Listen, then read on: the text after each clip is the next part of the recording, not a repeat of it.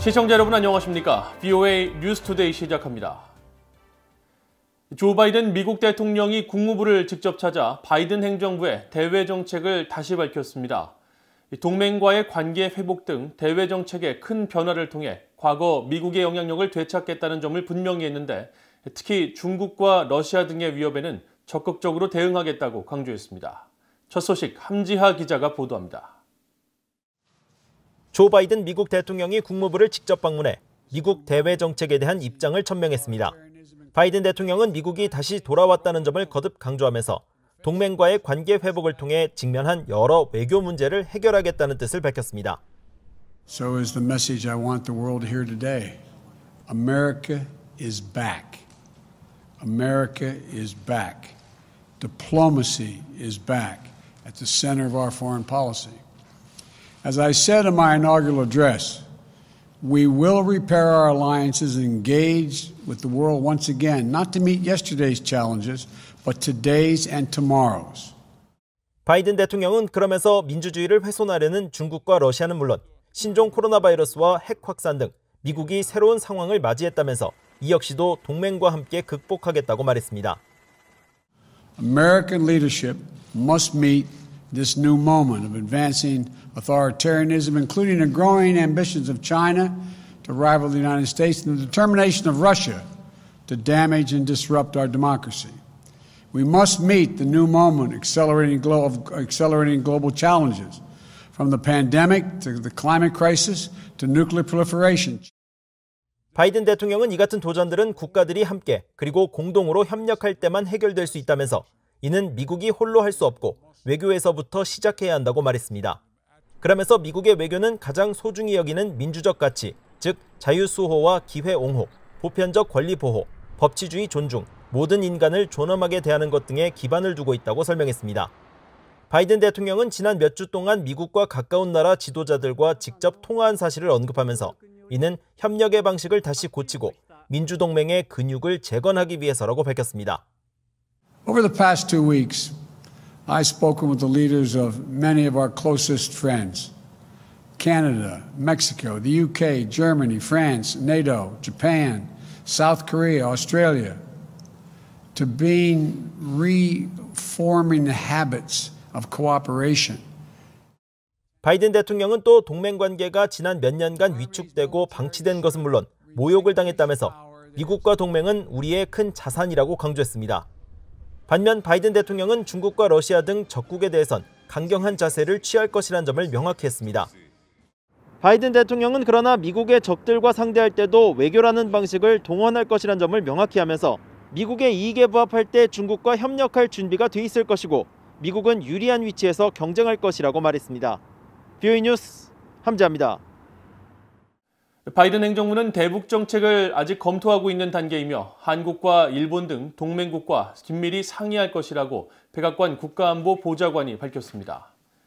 제이크 설리번 백악관 국가안보보좌관은 4일 정례 브리핑에 직접 참석해 바이든 대통령이 북한과의 외교 관여와 김정은 위원장과의 만남에 대한 의향이 있는지를 묻는 질문에 이미 밝힌 대로 바이든 행정부는 대북 정책에 대한 검토를 계속 진행하고 있다고 말했습니다.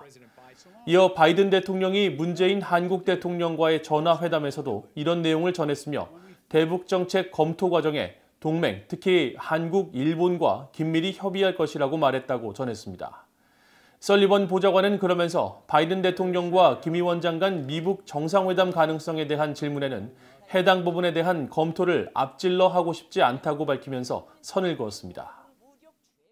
이런 가운데 바이든 행정부의 현직 정보당국자가 북한의 인권 개선 노력과 비핵화 협상을 동시에 추진할 수 있다고 밝혔습니다. 또 북한이 지금까지 미국과의 협상을 위한 좋은 기회를 허비했다고 지적했습니다. 조은정 기자가 보도합니다. 시드니 사일러 미국 국가정보위원회 북한 담당관은 4일 조지타운 대학이 개최한 온라인 토론회에 참석해 북한 비핵화와 인권 문제가 함께 논의될 수 있다고 말했습니다. 인권 문제를 강조하면 북한 비핵화 목표가 약화된다는 식으로 문제를 피해서는 안 된다는 것입니다. The bottom line is there should be no fear that, an emphasis on human rights somehow undermines our larger policy objectives by adding an other complicated issue to one that exists. Certainly we can chew gum and walk at the same time. 사일러 담당관은 그러면서 북한 인권 증진 시도가 핵 문제 해결을 위한 미국의 노력을 좌절시킨다는 증거가 없다고 강조했습니다. 또 외부에서 북한 같은 나라에 영향을 주는 것이 어렵긴 하지만 불가능한 일은 아니라며 로버트 킹 전 국무부 북한 인권 특사가 수년 동안 관련 노력을 기울였었다고 말했습니다. 핵 협상과 관련해서는 오바마 행정부 때부터 지금까지 북한은 여러 좋은 기회를 놓쳤다면서 문제는 북한이 무엇을 검토하고 있는지라고 지적했습니다. I'd be more interested in what the policy review in Pyongyang is underway. You know, they have had golden opportunities squandered. 8 years of President Obama, who said he would open up his hand to those who would reach out his hand to those who wouldn't clench their fist. You know, 4 years of Donald Trump, who was willing to take the risk of Singapore and Hanoi. And Pyongyang has repeatedly demonstrated a failure to take the right path. 사일러 담당관은 바이든 행정부가 대북 정책을 검토할 때 어떤 요소들을 다룰지 모두 상상 가능할 것이라며 북한 문제를 다룰 당국자들은 오랜 경험을 가진 올스타 팀이라고 말했습니다. 빅터 차 전략국제문제연구소 CSIS 한국 석좌도 바이든 정부의 한반도 라인이 북한 문제와 관련해 상당한 경험을 가졌다고 말했습니다. Because they know the issue well, are they able to think outside the box? The North Korea issue and the direction in which it's going on the nuclear weapons side really creates these quite consequential knock-on effects for the U.S.-China relationship. 이날 토론회에 참석한 자오퉁 카네기 칭화 국제정책센터 선임연구원은 8차 노동당 대회를 통해 북한이 핵 억제력의 신뢰도를 높이려는 장기적인 계획을 추진 중이라는 점을 알 수 있다고 말했습니다. 전문가들은 또 미국과 중국의 관계가 악화된 상황은 북한 핵 문제에 대한 외교적 해결을 더 어렵게 만들 것이라고 전망했습니다. VOA 뉴스 조은정입니다. 조 바이든 행정부가 들어섰지만 북한에 대한 접근법을 둘러싼 미국과 한국 간 갈등은 지속될 것으로 예상된다고 미국 의회 조사국이 밝혔습니다. 의회 조사국은 최근 갱신한 미한 관계 보고서에서 한국의 문재인 대통령은 일반적으로 도널드 트럼프 전 대통령보다 북한에 더 일찍 많은 양보를 하는 것을 선호했는데 이는 주기적인 갈등을 야기했다면서 이같이 밝혔습니다. 의회 조사국은 한국과의 동맹 활성화를 강조해왔지만 대북 정책을 둘러싼 미한 양자 간 어려움이 표면화될 수 있다며 북한에 대한 제재 완화를 선호하는 한국 문재인 정부의 입장은 미국과 긴장을 야기할 수 있다고 지적했습니다. 또한 미한 동맹이 가장 당면한 과제는 주요 미한 연합 군사훈련 재개 여부라며 문재인 대통령은 이런 훈련이 북한과 협상해야 한다고 제안했는데 이런 입장은 미국의 정책에 반할 수 있다고 지적했습니다. 북한 정권에 의한 인권 유린 행위와 반인도적 범죄가 북한 내부뿐 아니라 해외에서도 만연해 있으며 정권 비판을 억압하기 위한 초국가적 탄압을 벌이고 있다고 국제인권단체가 지적했습니다.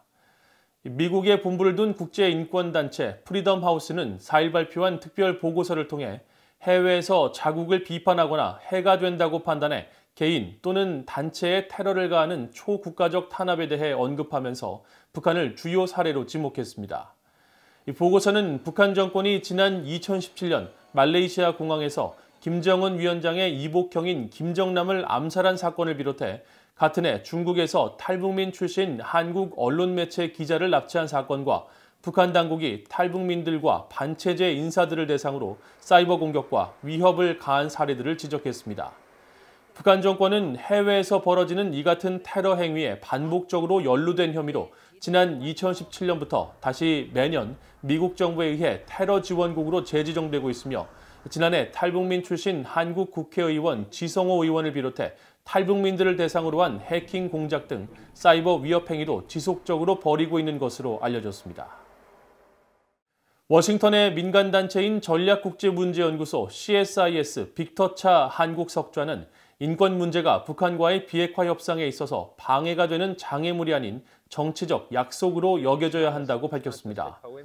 차석좌는 4일 코리아 소사이어티가 북한과 인권이라는 주제로 개최한 화상 토론회에서 평화선언이나 미북 관계의 정치적 변화는 인권 상황이 어느 정도 개선되지 않는 한 진정으로 이뤄지기 어렵다며 이같이 밝혔습니다.